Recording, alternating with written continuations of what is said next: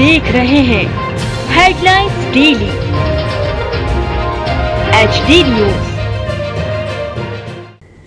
अंतर्राष्ट्रीय मानव अंतरिक्ष उड़ान दिवस के अवसर पर SKC Lakshmi Narayan college of technology Indore में 22 अप्रैल 2025 को एक दिवसीय संगोष्ठी का आयोजन किया गया।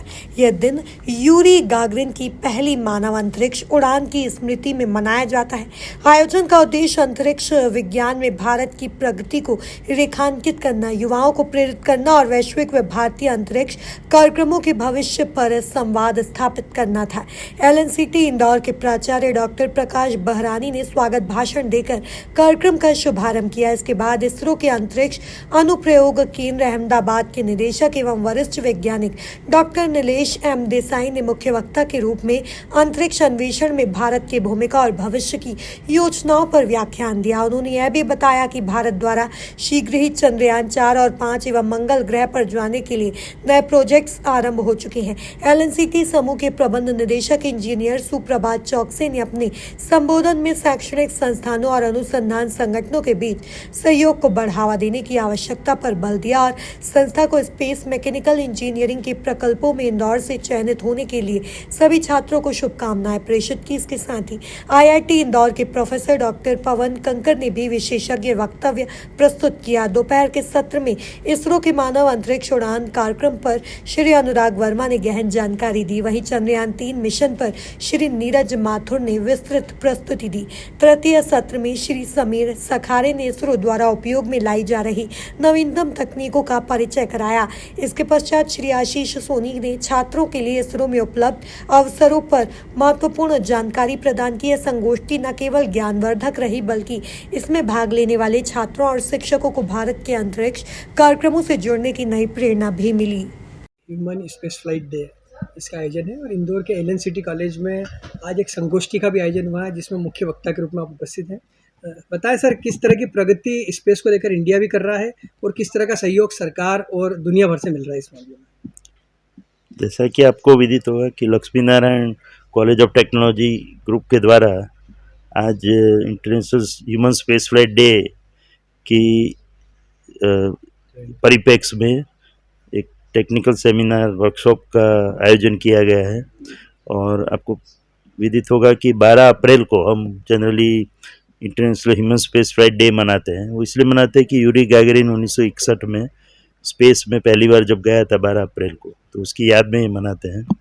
तो इस परिप्रेक्ष्य में आज वर्कशॉप का आयोजन किया गया है। उसमें एक कीनोट स्पीच के लिए मुझे बुलाया गया था, तो मैं बहुत ही आभारी हूँ LNCT पूरी टीम का, ऑर्गेनाइजर्स का, कि मुझे ये मौका मिला। और इसरो के बारे में, हमारे अंतरिक्ष उपयोग केंद्र स्पेस एप्लीकेशन सेंटर जो अहमदाबाद में इसरो का दूसरा सबसे बड़ा केंद्र है त्रिवेंद्रम केंद्र के बाद, तो उसके बारे में, उसकी प्रवृत्ति के बारे में, तकनीकी उपलब्धियों के बारे में मैं जानकारी दे पाया स्टूडेंट्स को, बच्चों को और यहाँ के स्टाफ मेंबर्स को। तो इस अवसर प्रदान करने के लिए मैं बहुत ही आभारी हूँ। और जैसा कि आपने बताया कि भारत अंतरिक्ष क्षेत्र में काफ़ी प्रगति कर रहा है। हमारे communication satellites, remote sensing satellites, navigation satellites पूरी तरह से कार्यरत है और देश के लोगों के और समाज के उपयोग के लिए उसका उपयोग होता है। आप जो सुन रहे हो आजकल चंद्रयान के बारे में, मंगलयान के बारे में, गगनयान के बारे में, तो ये सब तो इसरो का 25% वर्क ही है, कार्य ही है। जो रेस्ट 75% या 75% वर्क जो है, कार्य है, वो मैंने बताया, वो radar, remote sensing, optical camera systems और नेविगेशन और कम्युनिकेशन के बारे में और उसके उपयोग के बारे में है। तो कुल मिला के हम देश की जनता की और लोगों की और समाज की सेवा में कार्यरत है। और खास करके डिज़ास्टर, यानी कि जब प्राकृतिक आपदाएं आती है तो उस समय भी स्पेस टेक्नोलॉजी का महत्व बहुत बढ़ जाता है। बट अभी ह्यूमन स्पेस फ्लाइट डे का अपना एक महत्व है। भारत को हम सुपर पावर के रूप में देखना चाहते हैं जो अमेरिका, रशिया के साथ बरोबरी कर सके। तो उसके लिए तकनीकी हासिल करना बहुत ज़रूरी है। तो ये हाईटेक जो तकनीकी है उसके लिए हम ये ह्यूमन स्पेस फ्लाइट प्रोग्राम शुरू किया है। तो जो चंद्र के ऊपर जाके लैंडिंग करने की, चंद्र पे मानव भेजने की, उसी तरह मंगलयान की और सैटेलाइट भेजने की, और अभी गगनयान के द्वारा स्पेस में मानव को, भारतीय को भेजने की कार्यवाही चल रही है। तो ये सब तकनीकियाँ भी हासिल करना भारत के लिए ज़रूरी है, क्योंकि भारत को अगर एक टेक्निकल सुपर पावर बनाना है तो ये सब तकनीक हासिल करना ज़रूरी है, और यही दिशा में हम कार्यरत हैं। ये तकनीक कोई देश दूसरे को सीधी तरह से देता नहीं है, जी जैसे कि रॉकेट टेक्नोलॉजी भी नहीं देता, उसी तरह रडार टेक्नोलॉजी है, और ये ह्यूमन स्पेस फ्लाइट रिलेटेड जो अन्य टेक्नोलॉजी है वो अपने को खुद ही एक्सपेरिमेंट करके, रिसर्च करके हासिल करनी होती है। तो इस दिशा में प्रयत्न जरूर करना चाहिए। उसको हमारा मुख्य कार्य नहीं बनाना है, बट साथ में अन्य कार्यों के साथ साथ ये कार्य भी करना है। तो सर, इस स्पेस मैकेनिकल इंजीनियर्स जो हैं उनके लिए क्या कहना चाहेंगे, और किस तरह से जो स्टूडेंट्स हैं उनको इस क्षेत्र में अवसर किस तरह से मिलते हैं? तो ये जो हमारे आज प्रोग्राम चल रहा है उसमें space society of mechanical engineer जी के सहयोग से भी हो रहा है। तो मैकेनिकल इंजीनियरिंग एक ऐसा क्षेत्र है जिसकी ज़रूरत हर एक जगह पे पड़ती है, और खासकर जो स्पेस रिसर्च के मामले में भी मैकेनिकल इंजीनियरिंग का बहुत ही महत्व है। खास करके बड़े बड़े स्ट्रक्चर्स, रॉकेट्स, फिर ह्यूमन स्पेस फ्लाइट जो गगनयान है उसके जो स्पेयर्स बनाने हैं, पार्ट्स बनाने हैं, उसके जो कैबिन, क्रू कैबिन बनानी है, तो हर एक जगह पे मैकेनिकल और एरोस्पेस इंजीनियरिंग की ज़रूरत पड़ती है, स्ट्रक्चर्स, मटेरियल सबसे लेके। तो इस दिशा में भारत देश ने काफ़ी प्रगति की है, और हमारे स्पेस मैकेनिकल इंजीनियर्स और एरोस्पेस इंजीनियर के लिए काफ़ी अवसर मिलेंगे ये प्रोजेक्ट के द्वारा। सरकार किस तरह से इसरो को मदद कर रही है इस मामले में? तो सरकार इस दिशा में, जैसे इसरो ने अपना एक इंस्टीट्यूट स्थापित किया है जिसमें बीटेक कोर्सेज चलते हैं एवियोनिक्स और एरोस्पेस के, वो तो एक बात हुई। ऐसे पूरे देश में हर एक संस्थाओं में जो कॉलेजेस हैं, यूनिवर्सिटीज है, उसमें अलग अलग प्रकार के कोर्स चलते रहते हैं, और उसके सभी जो वैज्ञानिक अभियंता है वो इसरो में कार्य कर सकते हैं। सरकार अभी स्किल डेवलपमेंट प्रोग्राम पे काफ़ी जोर दे रही है, क्योंकि हमको स्किल्ड वर्कर नहीं मिल रहे हैं, कम मिल रहे हैं, जो सोल्डरिंग कर पाए, वायरिंग कर पाए, ऐसे स्किल्ड वर्कर्स की कमी है, खास करके ITI डिप्लोमा लेवल के। तो इस दिशा में भी सरकार प्रयत्नशील है।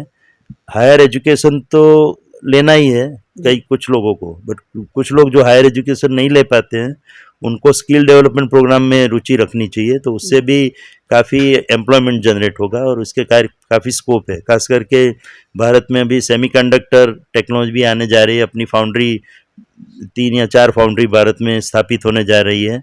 तो इस क्षेत्र में भी काफ़ी प्रयत्न करने होंगे जिससे कि स्किल डेवलपमेंट हो और हमारे स्टूडेंट्स को रोजगार मिले। आपका परिचय दीजिए सर। मैं नीलेश देसाई जी अंतरिक्ष उपयोग केंद्र में कार्यरत हूँ, इसके निदेशक के रूप में, डायरेक्टर के रूप में। अंतरिक्ष उपयोग केंद्र यानी कि स्पेस एप्लीकेशन सेंटर इसरो का दूसरा सबसे बड़ा केंद्र है जो अहमदाबाद में स्थित है, जी और विक्रम साराभाई जो भारत के अंतरिक्ष के जनक माने जाते हैं, उन्होंने इसकी स्थापना की थी।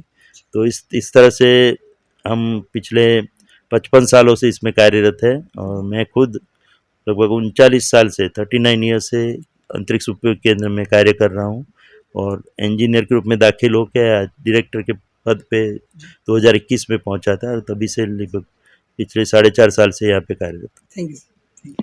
SKC LNCT group of colleges हमेशा से ही प्रयत्नशील रहा है तकनीकी क्षेत्र में अपना सर्वोत्तम देने के लिए।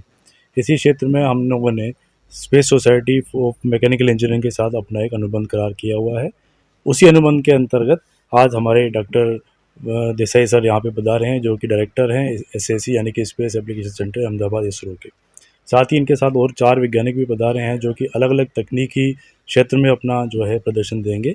साथ ही हम ये भी जान पाए आज की तारीख में यहाँ सर के आने के बाद कि इंडिया का इसरो जो है उसका बहुत ही कम क्षेत्र में लोगों को ज्ञान है कि हम क्या कर रहे हैं और हम दुनिया में कहाँ पे हैं। जी आज की तारीख में माननीय श्री नरेंद्र मोदी जी जो हमारे नेतृत्व में हैं, उनकी द्वारा की गई सारी व्यवस्थाओं की वजह से हम उस क्षेत्र में इतना आगे बढ़ चुके हैं स्पेस में कि हम अब गगन में यात्रियों को भेजने की कंडीशन में हैं।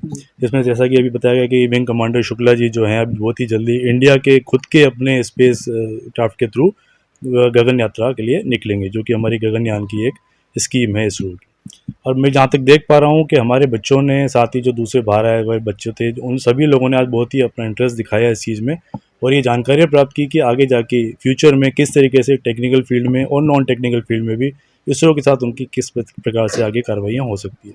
सर ने हमें बहुत अच्छी तरीके से बताया कि हमारे बच्चों के अलावा भी और बहुत से बच्चे भी जो हैं वो इसरो के साथ जुड़ सकते हैं इंटर्नशिप के माध्यम से, ट्रेनिंग के माध्यम से, बीटेक के कोर्सेज़ के माध्यम से और एमटेक के कोर्सेज़ के माध्यम से भी।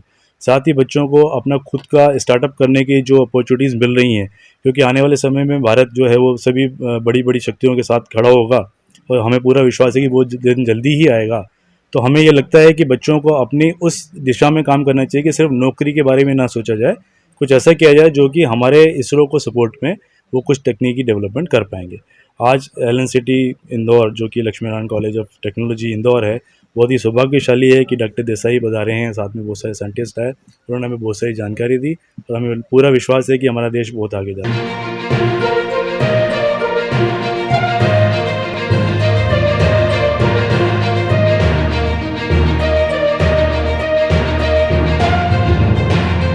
आप देख रहे हैं हेडलाइंस डेली HD न्यूज।